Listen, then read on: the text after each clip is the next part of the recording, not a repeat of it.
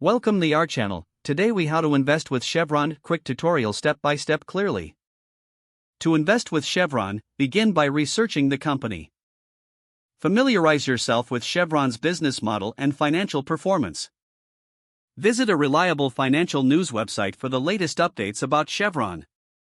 Check the current stock price to determine its market value. Open a brokerage account if you do not already have one. Choose a brokerage that offers access to Chevron's stock. Provide the necessary personal and financial information to set up your account. Fund your brokerage account by transferring money from your bank. Once your account is funded, search for Chevron's stock symbol, which is Chevron. Decide how many shares you wish to purchase. Consider setting a budget for your investment to manage risk effectively.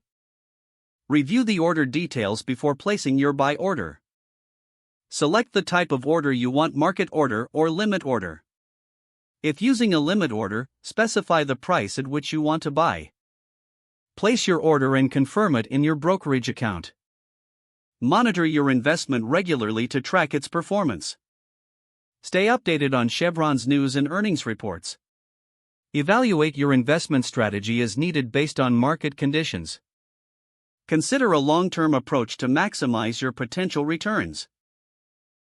If the page does not load, refresh the browser or try again in a private or incognito window.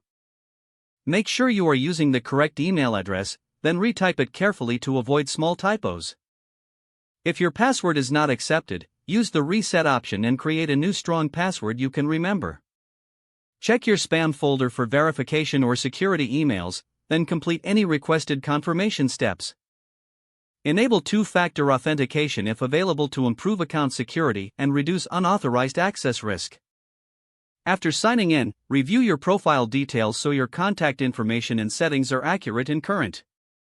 If you see an error message, note it down and try again after restarting your device and internet connection. Log out when you finish, especially on shared devices, to keep your account and payment information secure.